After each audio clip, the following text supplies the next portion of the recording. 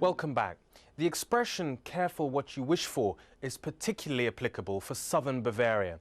Locals who wished for warmer temperatures are now having to cope with some new unwanted residents that also thrive in these warmer temperatures. George Sperber is a retired forest manager in Bavaria, southeastern Germany. For over 50 years, he worked with the natural cycles of the forest. He's concerned about climate change, and unlike most of us, he's witnessed its impacts at first hand. The ordinary average citizen doesn't notice it. For them, the forest is still green. Unless somebody is directly affected, they are fairly indifferent so far to what's happening. But sometimes, people have to take notice. Germany's new, warmer climate has led to a sharp increase in woodland parasites. One pest, the oak procession moth, was once considered extremely rare here, but is now widespread, and its caterpillars are causing quite a health scare. A new enemy is lurking in the woods. It's the oak procession moth. It came from the Low Countries, and it's the nests that are posing a threat, because contact with them can cause allergic reactions. Children especially are at risk. This is why, for example in Mönchengladbach, these creatures are being destroyed near sports fields and schools. Without goggles, face masks and an all-over bodysuit with rubber gloves, Wolfgang Flipsen and his colleague Peter Hermans would never go near their enemy.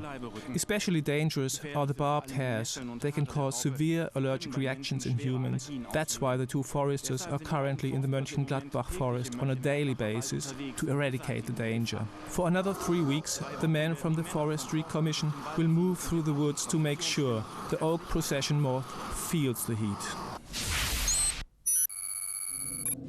As each nest can contain thousands of caterpillars, and the nests and hairs can stay poisonous for several years, it's a struggle to contain the threat. Burning the nests is one means of attack, but chemicals have been tried too. This area around here has been repeatedly treated with an insecticide, but the oak procession moth keeps coming back.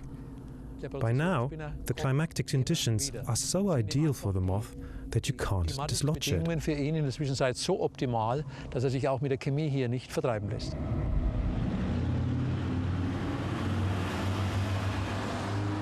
Local doctor Georg Sperber has seen the discomfort caused by the caterpillar hairs close up.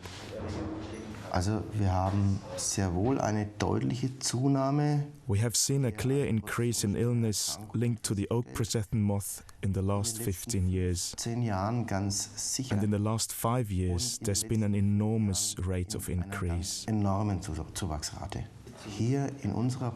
In our practice, 100 to 150 patients in this year alone. My patients turn up with rashes all over their bodies. They are pustules, raised maybe the size of a pea, red, and they're extremely itchy. Unfortunately, as drugs make little impact, the condition must simply be endured, as Dr. Sperber can testify. I myself got infected by one of these nests while gardening. The itch is indescribable. You can't imagine how much it itches. It itched so badly that I couldn't sleep all night. And even though I know you shouldn't scratch, because you really shouldn't, I scratched like a maniac.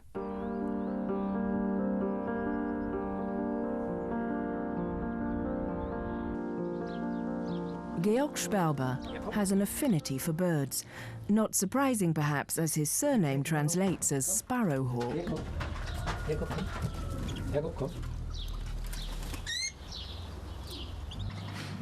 But this isn't just a hobby. Good times for him again. Georg believes that birdwatching gives us valuable insights into changing weather patterns.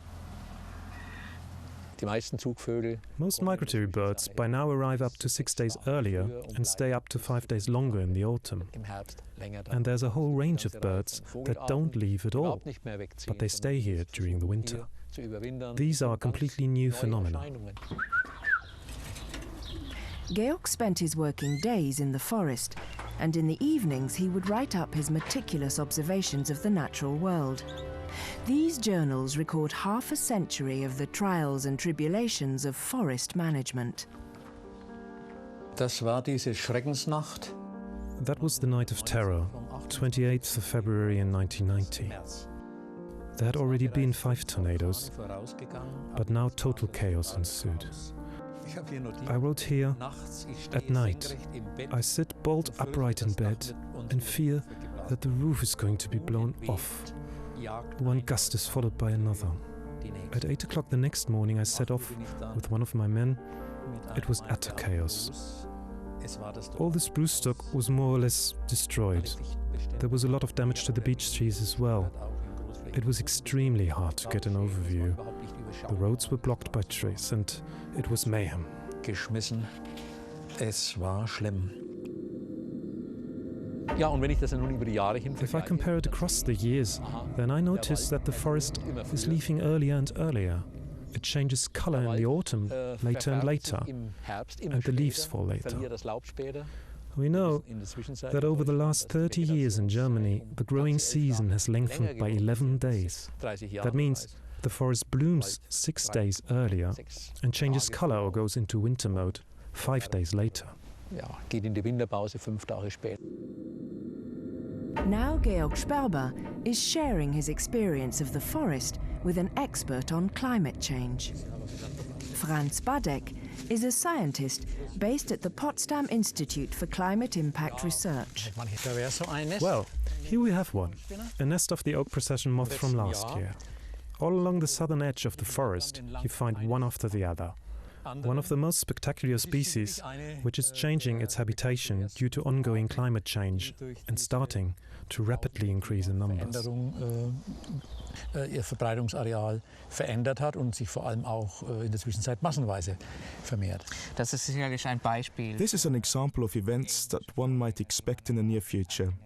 That heat-loving species already here in small numbers will thrive and strongly grow in population.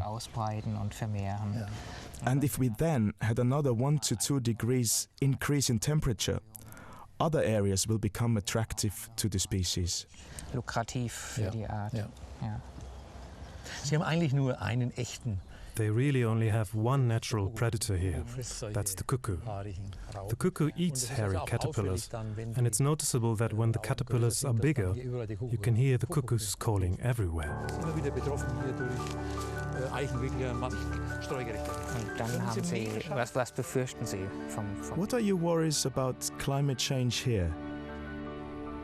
The obvious thing is that the spruce, which is the bread and butter tree of forestry in Germany, in Bavaria, Baden-Württemberg, Thüringen and Saxony, it makes more than half the forests. The worry is that it doesn't have a future. There have been changes in climate before, but it's become increasingly clear that the current situation is different. Yes, this rise of temperature is a lot compared to historic changes. There have been periods in the past where temperatures changed rapidly, but within the time frame of human civilization, this is a pretty rapid change that occurs just in the course of 100 years, while similar changes before occurred across, let's say, some thousands of years. And it is an important change because we're going to something that is warmer than we as humans experienced before. Which is why, for Georg Sperber, there is a moral imperative to talk about climate change and a lesson from history about what can happen when people don't speak out. I was born in 1933, and it's my generation that asked their parents the question, where were you when the Nazis came to power? And one day our grandchildren will ask us, Where were you when the climate changed? When for anyone paying attention it was impossible to ignore. Dass jemand, der aufmerksam das verfolgt hat, das nicht mehr übersehen konnte. George Sperber has a lifetime's connection to the forest to reflect on. But what are his thoughts on the future? For me personally, I don't worry about the future, because I'm an old man, and most things are behind me now. I've had a happy and beautiful life, despite the worrying developments of the last 20 years. But I have children and grandchildren, and I fear they might live in a world where not just the forests have a bleak future.